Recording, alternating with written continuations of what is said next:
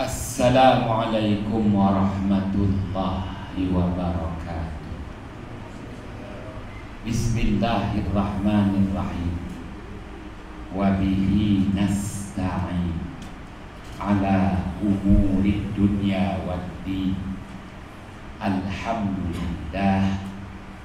Wassalamun ala ibadihi allazina astafa. Amma ba'd.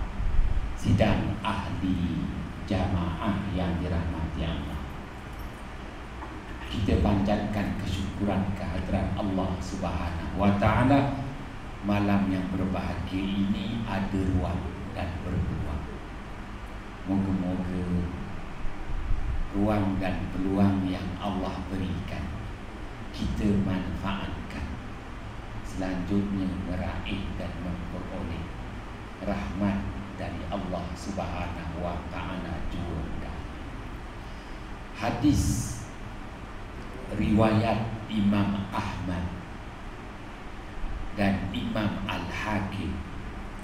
Rasulullah sallallahu alaihi wasallam bersabda, "Fana'u ummati bit-ta'ni wat-ta'un wat-ta'un wahzu a'daikum minal jin." Atau kama qala Rasulullah sallallahu alaihi wasallam. Artinya, binasanya umat aku disebabkan dua angka. Ramai umatku terbunuh angkara peperangan, dan ramai umatku terbunuh angkara wabak penyakit. Adapun ta'un, yakni wabak penyakit itu merupakan senjata yang digunakan oleh musuh kamu dari jenis jin yang tidak kamu melihatnya untuk membunuh kamu. Hadis riwayat Imam Ahmad, hadis riwayat Imam Al-Hakim. Baginda Muhammad sallallahu alaihi wasallam memberi khabar berita yang mendukacitakan untuk umat akhir zaman, umat baginda Muhammad sallallahu alaihi wasallam, di mana Rasulullah sallallahu alaihi wasallam berakukan ramai umatnya binasa, terbunuh, mati bergelimpangan akibat dua angkara peperangan. Dan para sahabat ketika itu mengajukan persoalan, nahnu na'rifu, kami faham, kami mengerti bagaimana angkara peperangan membunuh begitu ramai nyawa manusia. Ya, kerana kami juga bersama-sama berperang dengan dikau, ya Rasulullah. Akan tetapi menjadi tanda tanya kami, mungkinkah begitu ramai umat manusia yang terkorban mati bergelimpangan akibat wabak penyakit?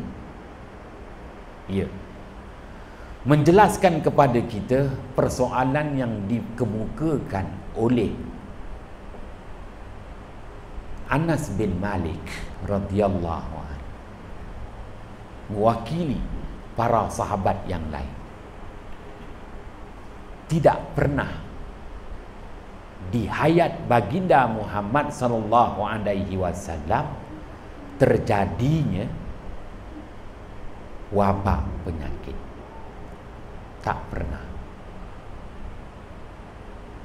Di hayat baginda Muhammad sallallahu alaihi wasallam, sepanjang 10 tahun Rasulullah berada di kota Madinah, tak pernah berlaku. Madinah diserang dengan wabak penyakit. Maka para sahabat tertanya-tanya, adakah penyakit yang mampu membunuh sebagaimana terbunuhnya, gugurnya manusia di medan peperangan? Ini satu persoalan. Kerana Rasulullah SAW sabdakan, ya, binasa umatnya, begitu ramai umatnya gugur, terkorban, mati bergelimpangan akibat dua angkara, peperangan dan wabak penyakit. Sama je bagaimana perang itu dapat dilihat, tentera-tentera mati bergelimpangan, orang awam pun terbabit sama mati bergelimpangan. Mungkinkah ada penyakit yang apabila menyerang mati bergelimpangan? Buat negara Malaysia sudah mencecah bilangan 1000 nyawa yang terkorban akibat COVID-19. Cukup setahun kita telah diisytiharkan diserang dengan COVID-19, cukup bilangan 1000 kematian. Hadirin sidang ahli jamaah yang dirahmati Allah, kita pun sudah mencecah bilangan 100,000 positif COVID-19. Rahmatnya surau JPJ diberi kebenaran mendirikan solat Jumaat. Baiklah, sidang ahli jamaah yang dirahmati Allah, Baginda Muhammad SAW jelaskan kepada para sahabat bagaimana wabak penyakit itu membunuh begitu ramai nyawa manusia, mati bergelimpangan.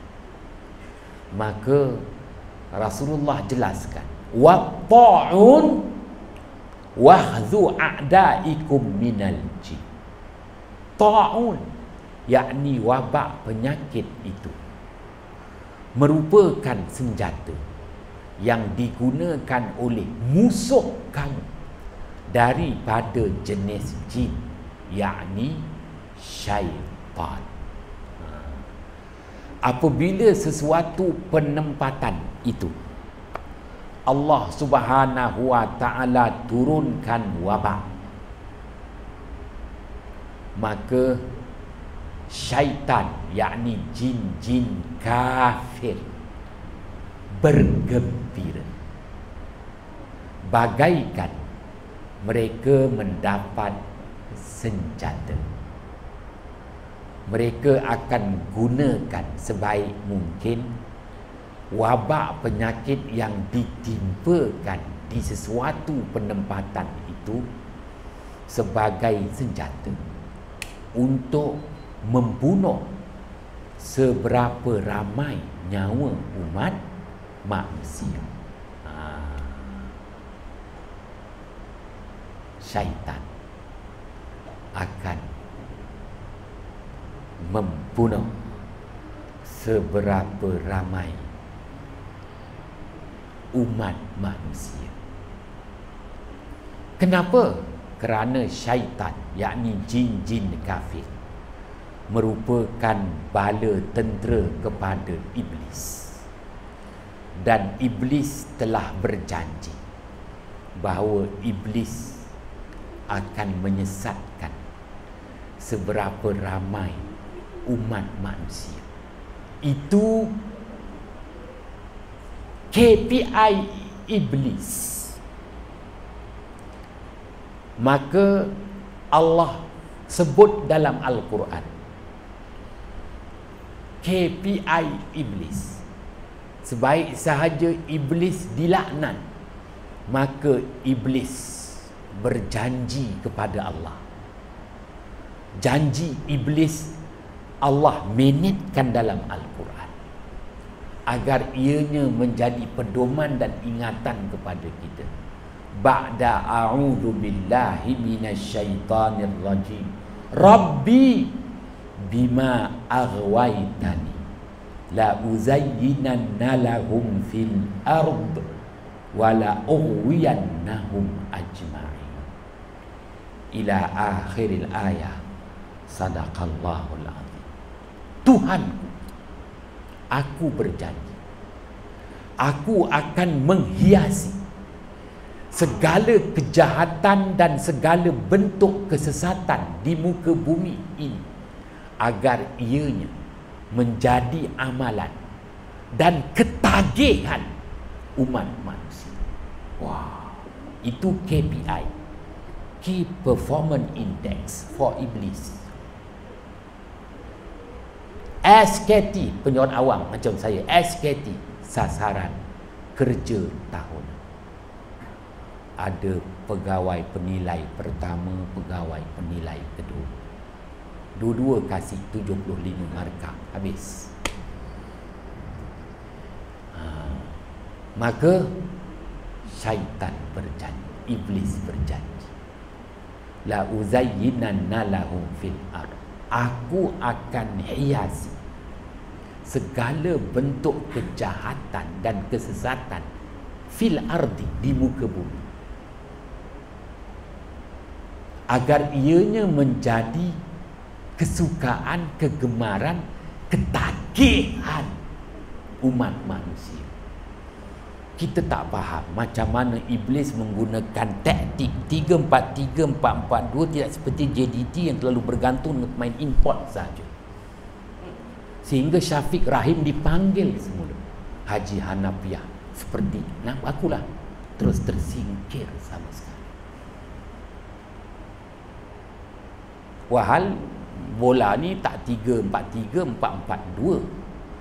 Orang dah boleh baca gerak kita, habislah kita. Maka Liverpool ketinggalan. Manchester United, ya, stand ahead.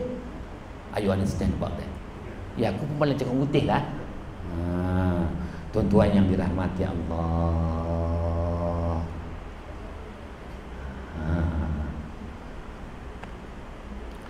Maka itu janji iblis. Allah menitkan dalam Al-Quran. Ya, maka iblis berjaya menyesatkan etnik jin. Jin-jin yang sesat jadilah syaitan. Maka syaitan itu menjadi bala tentera iblis. Kita tak fahamlah macam mana allowance yang dibayar oleh iblis kepada syaitan. Begitu juga kemudahan-kemudahan seperti perintah am dan perkiling-perkiling dari semasa ke semasa yang iblis sediakan untuk jin-jin yang berjaya disesatkan menjadi syaitan. Jin yang mana masih teguh dengan hukum syarak namanya jin. Jin yang kafir namanya syaitan.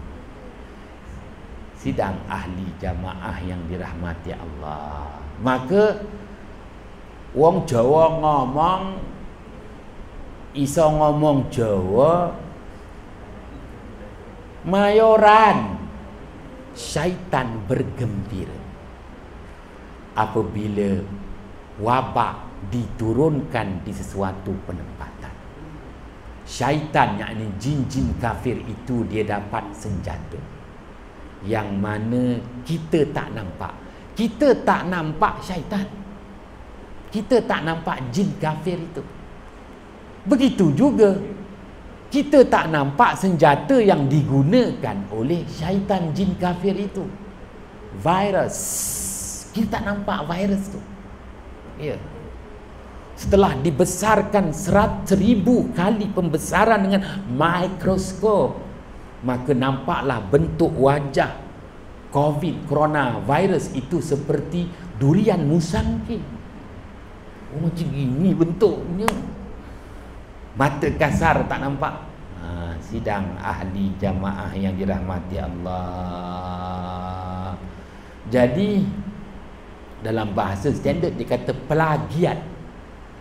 Syaitan gunakan, ambil kesempatan. Allah turunkan wabak penyakit merupakan azab Allah, hukuman dari Allah kepada segelintir manusia yang melakukan kejahatan. Fa'anzalna 'alal ladzina zalamu rijzam minas sama' bima kanu yafsuqun. Sadaqallahul azim. Baik, itu yang Allah perakukan. Allah turunkan wabak penyakit sebagai hukuman Allah kepada segelintir manusia yang menzalimi dan melakukan pelbagai kejahatan. Balasan dari Allah, Allah turunkan wabak. Syaitan ambil peluang, sebar luaskan lagi. Sebar luaskan.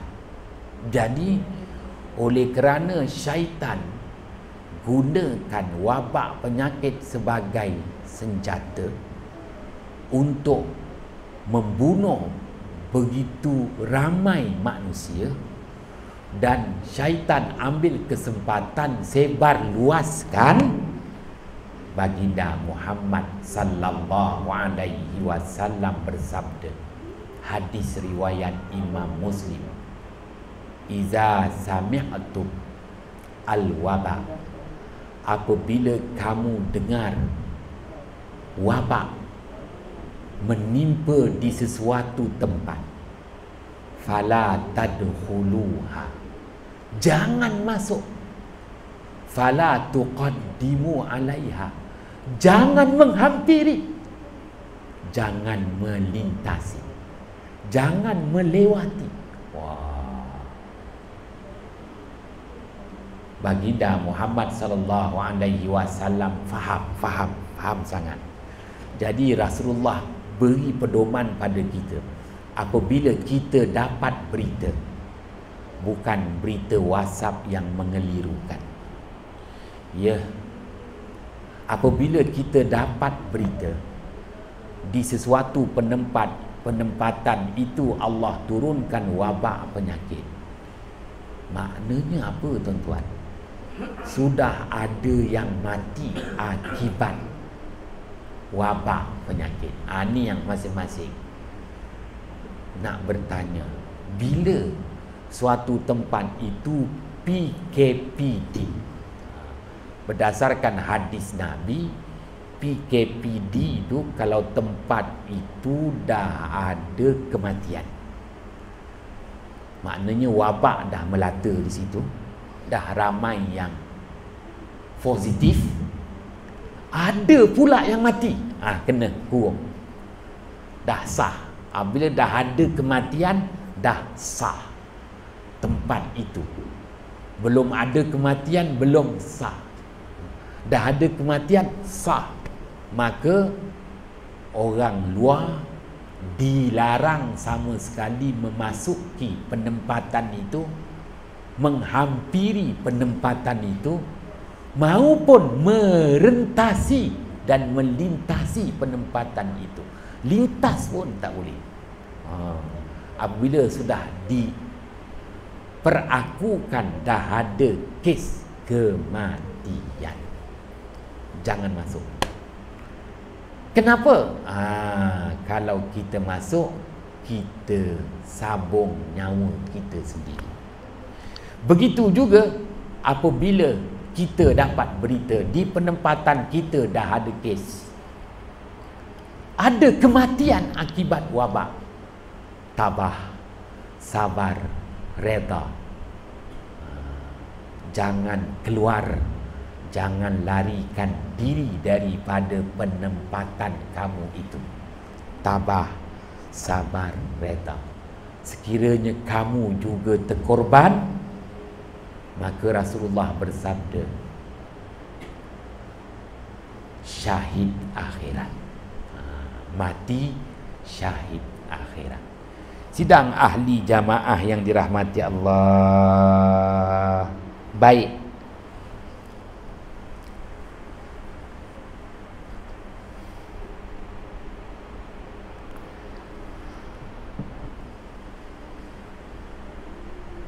Baginda Muhammad sallallahu alaihi wasallam yang kasih dan amat sayang kepada umatnya, Rasulullah sediakan tata cara bagi kita menghadapi wabak. Di antaranya daf'ul mafasid muqaddam ala jalbil masalih. Daf'ul mafasid, menolak, mencegah lebih utama daripada mengubati. Maka Rasulullah cegah, jangan masuk, jangan menghampiri, jangan melintasi. Tabah, sabar, reda. Kalau kita masuk juga ke penempatan yang telah diisytiharkan, dimasyhurkan, sudah ada kematian, kita sambung nyawa dan dikhawatiri kita akan menjadi penyebar wabak penyakit, yang mana inilah masanya syaitan mengambil kesempatan. Sidang ahli jamaah yang dirahmati Allah, bagaimana? Tuan-tuan yang dirahmati Allah, berdasarkan hadis riwayat Imam At-Tabrani, Rasulullah sallallahu alaihi wasallam bersabda, likulli insanin situna wa salasumi mufassal. Setiap manusia, susuk tubuh badannya, kerangka tubuh badannya dibina dengan 360 tulang yang dihubungkan dengan 360 sendi. Baik, itulah kerangka tubuh badan manusia yang Rasulullah gambarkan kepada kita. Setiap tubuh badan manusia, kerangka tubuh badan manusia ni ada 360 tulang yang dihubungkan dengan 360 sendi. Hadis riwayat Imam At-Tabrani. Oleh kerana 360 tulang, 360 sendi, iblis mengkerahkan sejumlah 360 ekor syaitan, jin-jin kafir yang akan sentiasa mengekori kita. Orang Jawa ngomong keroyak, tak faham tak apa, kerana bahasa Jawa tak ada dekat SPM. Ramai orang kata bahasa Jawa akan terkubur di Malaysia. Ya, kerana tak ada dalam SPM. Bahasa Iban ada dekat SPM, Kadazan ada dekat SPM. Tuan-tuan yang dirahmati Allah, jadi tak apalah, aku cakap-cakap macam ni supaya aku pun tak lupa. Akan datang ilmu Jawa. Seorang manusia 360 ekor syaitan sentiasa mengekori kita. Tak kiralah siapa kita, besar, kecil, gemuk, tinggi, rendah, tak adalah. 360 ekor syaitan sentiasa mengekori kita. Tuan-tuan yang dirahmati Allah, sebab itu orang gila, apabila dia gila, turun darjat kemanusiaan al-basyariyah pada dia, akal yang tak dapat digunakan lagi, tak mampu berfikir dengan matang, hanya ada akal sahaja, tetapi tak mampu untuk berfikir, ya, maka disebut gila. Junun wa majnun. Maka orang gila ni kita akan nampak dia cakap seorang-seorang. Betul ketawa? Seorang-seorang. Bukan cakap seorang-seorang. Dia cakap dengan makhluk halus, makhluk yang tak mampu dilihat oleh mata kasar. Dia cakap dengan 360 ekor syaitan yang ada di keliling dia. Kalau 360 ekor syaitan tu, ya Allah, punya ramai. Macam mana shift dia tu? Dia atur shift kerja tu. Tuan-tuan jangan tanyalah. Kerana dia dalam alam yang berbeza, medium yang berbeza, tetapi dikongsi dengan penempatan yang sama. Maka 360 ekor syaitan menguasai. Wal-i'yazubillah. Baik, apabila kita memasuki penempatan yang telah diisytiharkan wabak dan sudah ada kematian, dah ada wabak, dah sah, dah ramai positif dan ada pula yang mati, kita masuk ke kawasan itu, maka 360 ekor syaitan juga bersama-sama dengan kita memasuki penempatan itu. Wah. Apabila masuk je kat situ, syaitan yang sedia ada kat dalam tu, dia macam sukan sukma yang akan bermula bulan 6 ni nanti. Passing baton. Engkau pula. Khawatir, itulah yang berlaku. Syaitan yang berada dalam penempatan yang diturunkan wabak itu, dia akan serahkan wabak virus yang kita tak nampak kepada syaitan yang sama-sama mengekori kita masuk ke dalam penempatan itu. Apabila kita keluar, menang dah dekat Sabah, kita keluar, 360 ekor syaitan yang mengekori kita tu, dia dah bawa corona virus. Tinggal dia sebar luaskan lagi. Tuan-tuan yang dirahmati Allah,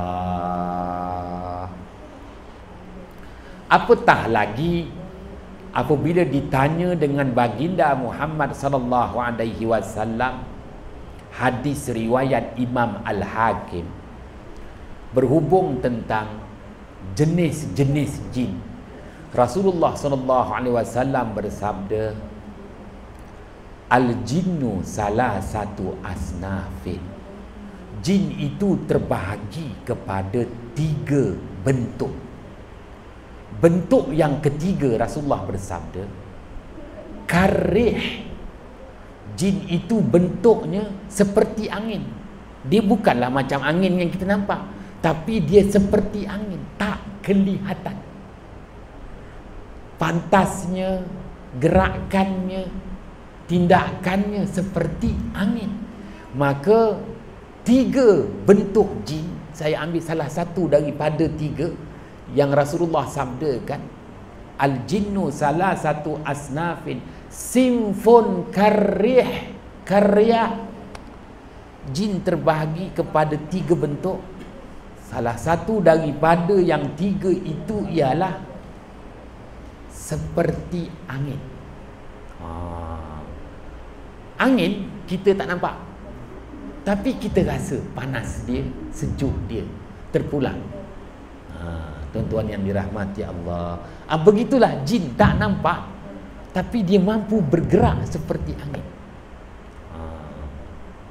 Ya, teringat saya tahun lepas apabila seorang doktor pakar penyakit vektor, saya pun tertanya, pakar penyakit vektor? Ya. Saya tak kenal dia, kawan baik saya, Mr. Dr. Sa'dun HSI. Kalau tuan-tuan pergi HSI, Ketua Jabatan Ortopedik, Dr. Mr. Sa'dun, tu sama-sama mengaku dulu sekolah. Dia budak pandai. Dia kelahiran anak Bukit Cagar, tapi lama kat Kelantan. Lama dekat Hospital Kelantan, lepas tu dapat balik jadi pakar, 3 pakar HSI, Standard Branded Jusasi Perabi. Besar gaji dia. Dia bawa seorang doktor pakar vektor jumpa saya berbincang. Maka doktor pakar vektor tu macam-macam dia tanya. Dia kata dengan saya, Ustaz boleh terima tak bahawa coronavirus ini adalah jenis airborne? Airborne? Yang aku tahu Asia yang dah bertukar projek kepada Food Asia Food. Habis kapal terbang tak boleh terbang. Orang cakap lain, dia cakap lain. Aku tak tahu sangat airborne ni apa. Yang aku tahu Asia. Airborne tu maknanya dia kata tersebar melalui udara. Orang cakap orang Melayu lah. Dia kata Ustaz pada cakap orang putih. Aku SPM pun tak lulus orang putih. Tapi can speak English quite good lah kononnya. Jadi Ustaz terima tak? Ginilah. Dah kau doktor pakar, aku dengar aje. Tinggal lagi manusia, makhluk. Dia mesti ada alat. Makhluk ni macam manusia ni, nak melihat mesti ada mata, menggunakan alat. Contoh nyamuk Aedes, dialah yang menjadi pembawa kepada bakteria yang menyebabkan penyakit demam denggi. Jadi virus, coronavirus ni mesti ada pembawa dia. Cik, dia kata pandai Ustaz. Habis Ustaz boleh terima tak pembawa dia tu angin? Alah, tak. Pada dasarnya yang aku nampak, yang korang tunjuk pada aku tu, coronavirus tu tak ada kepak. Kalau dia nak terbang macam Asia, airborne, dia kena ada kepak, dia kena ada sayap. Tapi nampak macam musang king punya durian tu, tak boleh terbang. Dia kata pelik Ustaz ni. Memang pelik. Rugi aku cakap Dr. Sa'dun bawa engkau jumpa aku. Makin pelik. Maknanya coronavirus ini mesti disebarkan. Tak kisahlah kita kata melalui udara, betul, tapi mesti ada pembawa dia. Pembawa dia siapa Ustaz? Syaitan lah. Susah nak terima. Dia kata kita bacakan hadis, terangkan hadis ni. Dia kata Ustaz aja yang baca hadis tu, Ustaz lain tak baca pun. Habislah aku. Habislah, tak boleh kata lah. Tak boleh lah. Tuan-tuan yang dirahmati Allah, nak sebut macam mana? Yelah, no comment lah. Tuan-tuan yang dirahmati Allah, tapi begitulah yang dijelaskan oleh Asy-Syaikh Al-Imam Ibnu Hajar Al-Asqalani, wafat pada tahun 852 Hijrah.